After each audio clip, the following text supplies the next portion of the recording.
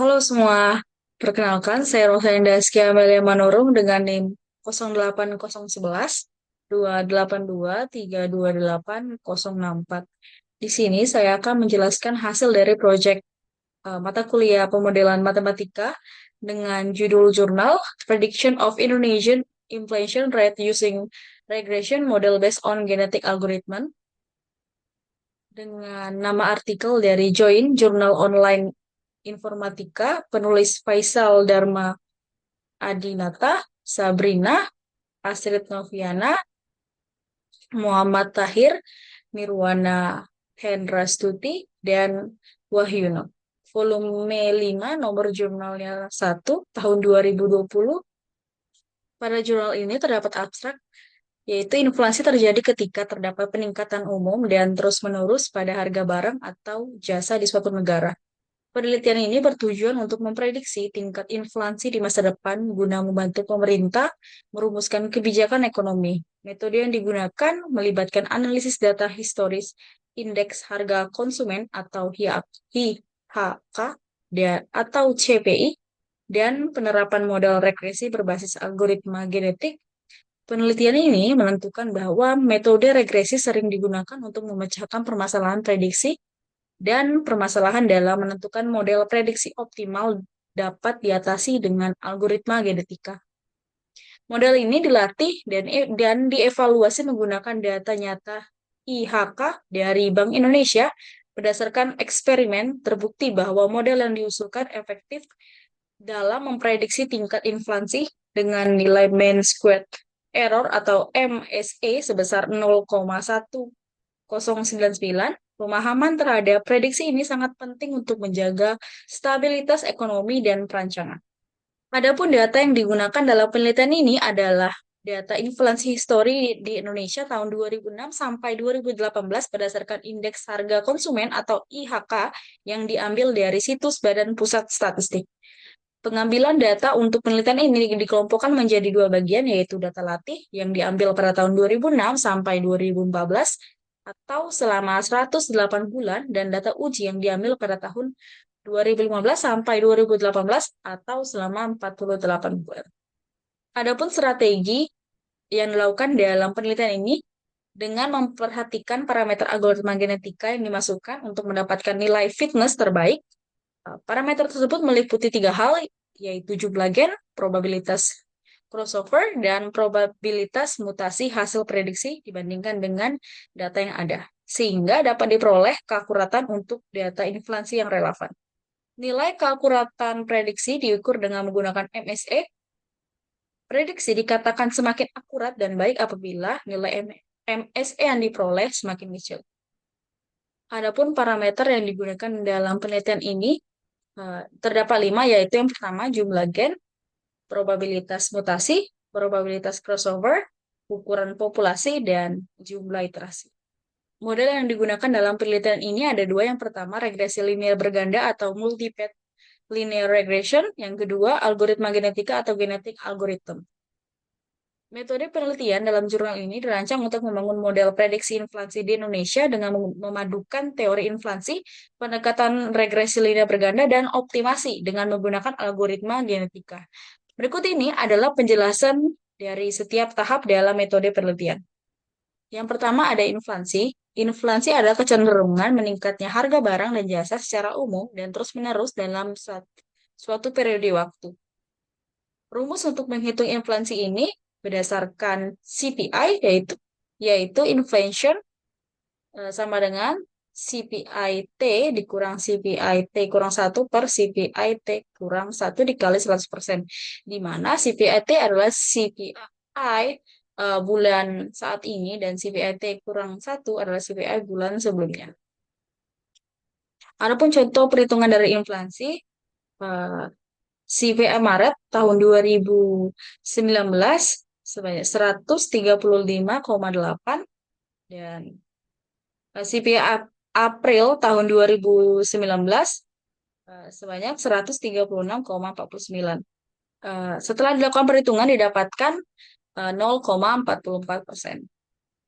Yang kedua ada model regresi linear. Model regresi adalah pendekatan yang digunakan untuk mengukur hubungan antara satu variabel dengan banyak variabel lainnya. Dalam penelitian ini menggunakan algoritma genetika untuk mengoptimalkan parameter theta dalam regresi linear guna meminimalkan kesalahan prediksi. Nah, jadi model regresi ini ditetapkan dalam proses algoritma genetika dengan inisialisasi populasi. Yang ketiga ada algoritma genetika. Algoritma genetika adalah algoritma komputasi yang terinspirasi dari proses evolusi alami untuk menentukan solusi optimal. Algoritma ini digunakan untuk menangani masalah optimasi dalam berbagai bidang, termasuk prediksi inflasi berdasarkan data historis CPA di Indonesia. Berikut tahap-tahap dari algoritma genetika. Yang pertama ada inisialisasi populasi menggunakan regresi linear. Adapun persamaan inisialisasinya adalah Y sama dengan theta 0 ditambah theta 1 X1 ditambah theta 2 X2 ditambah theta 3 X3 ditambah dan seterusnya sampai theta N Xn.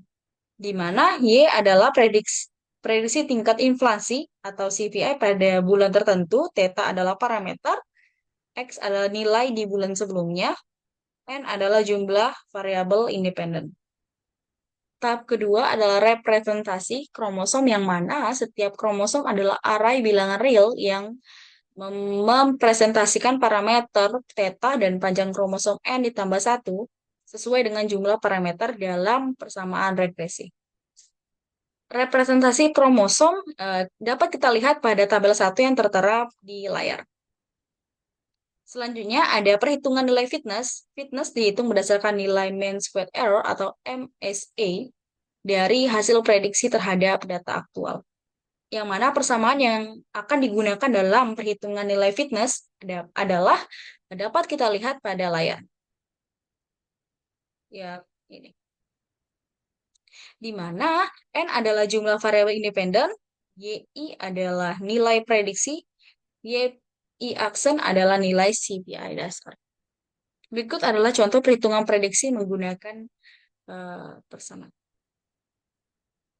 Yaitu dengan menggunakan rumus inisialisasi populasi menggunakan regresi linear, kita substitusi dari nilai X-nya, Y sama dengan theta 0 tambah theta 1 dikali 0,32 ditambah theta 2 dikali 0,24 ditambah theta 3 dikali 0,14 ditambah theta 4 dikali 0,11. Kita dapatkan hasilnya 1,2070. Dalam penelitian ini, data prediksi adalah 9 tahun atau 108 bulan. Prediksi dilakukan pada bulan kelima sehingga nilai N menjadi 104. Dan kita substitusi dalam rumus MSE tadi dan kita dapatkan 0,3750. Kemudian nilai fitness dituliskan sebagai berikut. F sama dengan 1. Rumus yang ini kita masukkan ke dalam rumus yang perhitungan nilai fitness tadi. Dan kita dapatkan 2,6661. Selanjutnya ada seleksi orang tua. Dalam seleksi orang tua digunakan metode Rowland Well section untuk memilih kromosom dengan probabilitas proporsional terhadap nilai fitness. Selanjutnya ada crossover. Proses crossover membentuk individu baru dengan menggabungkan sebagian gen dari dua induk menggunakan metode Wall algorithmic crossover berdasarkan nilai alpha dan probabilitas crossover atau PC menggunakan persamaan anak 1 sama dengan alpha dikali XI ditambah 1 dikurang alpha dikali YI dengan rentan I lebih besar sama dengan 1 dan I lebih kecil sama dengan N. Anak 2 sama dengan alpha dikali YI ditambah 1 dikurang alpha dikali XI dengan rentan I lebih besar sama dengan 1 dan I lebih kecil sama dengan N. Berikut ini adalah contoh perhitungan dari crossover. Misalkan terdapat dua parents yang siap untuk melakukan proses crossover, yaitu parent 1 dan parents 2. Kromosom dari masing-masing parents ditunjukkan pada tabel 2. Yang ini. Tabel 2 ini adalah kromosom parent dalam operasi crossover.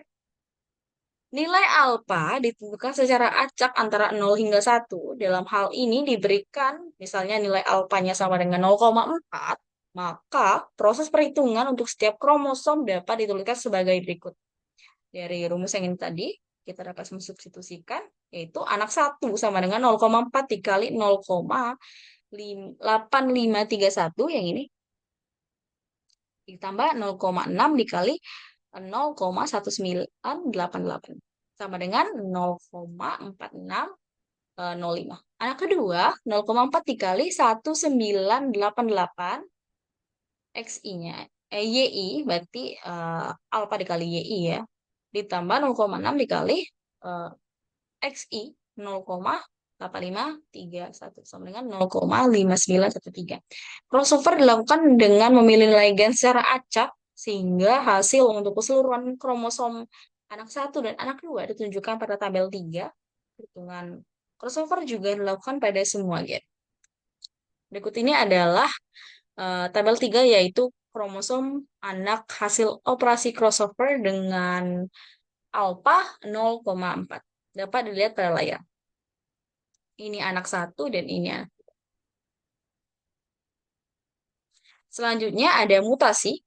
Proses mutasi dilakukan setelah crossover untuk mengubah nilai satu atau beberapa gen agar mencegah hasil yang berhenti sebelum mencapai nilai optimal.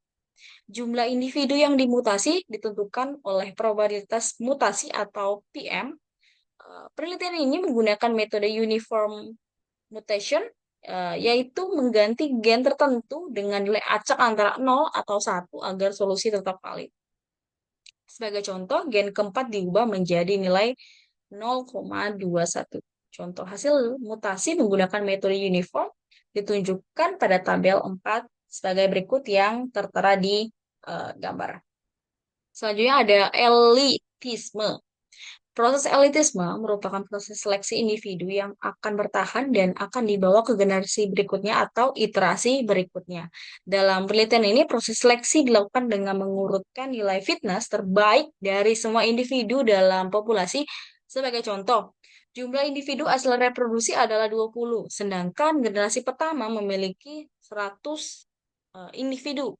Total jumlah individu menjadi 120. Oleh karena itu, dilakukan seleksi dengan mengurutkan nilai fitness terbaik yang memilih individu yang dibawa ke generasi berikutnya dengan jumlah populasi tetap sebanyak 100. Pada bagian ini dibahas hasil eksperimen yang dilakukan dalam penelitian beserta interpretasinya. Fokus utama pembahasan meliputi evaluasi akurasi model yang dikembangkan, pengaruh beberapa parameter terhadap hasil prediksi, serta kemampuan model dalam menghasilkan prediksi dengan tingkat kesalahan yang rendah. Next, hasil dan pembahasan. Hasil penelitian ini menunjukkan bahwa model regresi berbasis algoritma genetika tidak hanya mampu memberikan hasil prediksi yang akurat, tetapi juga memberikan pemahaman lebih mendalam mengenai pengaruh jumlah gen, probabilitas mutasi, dan crossover terhadap performa model. Analisis ini penting untuk memastikan bahwa model yang digunakan dapat diterapkan secara praktis dalam skenario ekonomi nyata. Selanjutnya akan dijabarkan secara detail hasil yang diperoleh meliputi nilai kesalahan prediksi atau MSE, parameter yang dihasilkan, serta prediksi inflasi untuk periode tertentu. Hasil ini akan menunjukkan seberapa efektif model dalam memprediksi tingkat inflasi di Indonesia. Hasil dan pembahasan ini dibagi menjadi 3 kategori, yaitu yang pertama berdasarkan pengaruh jumlah gen, yang kedua berdasarkan pengaruh probabilitas mutasi, dan yang ketiga berdasarkan pengaruh probabilitas crossover. Yang pertama berdasarkan pengaruh jumlah gen. Ukuran populasinya adalah 100 individu dan jumlah iterasinya adalah 50.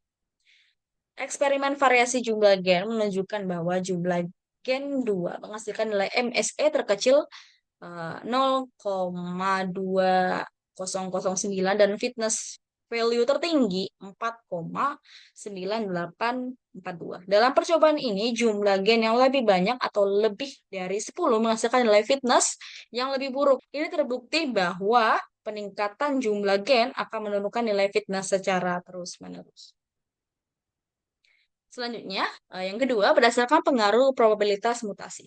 Percobaan kedua dilakukan dengan beberapa kombinasi parameter input pada mutasi yaitu 0,1 sampai 0,9 dan 0,01 sampai 0,09 sebanyak 10 kali pengujian. Tabel 6 menunjukkan hasil variasi eksperimen terhadap probabilitas mutasi setiap hasil percobaan menunjukkan bahwa probabilitas mutasi 0,01 menghasilkan nilai fitness yang paling optimal dibandingkan dengan nilai probabilitas mutasi yang lainnya. Nilai mutasi yang lebih besar dari 0,1 menyebabkan nilai fitness yang buruk. Hal ini disebabkan oleh meningkatnya variasi individu dalam setiap iterasi atau nilai fitnessnya berubah dengan cepat yang juga memengaruhi jumlah iterasi yang lebih sedikit ketika menggunakan probabilitas mutasi yang lebih besar. Yang ketiga, yaitu berdasarkan pengaruh probabilitas crossover. Nilai probabilitas crossover yang digunakan dalam eksperimen adalah sebesar 50% dari eksperimen pertama dan kedua.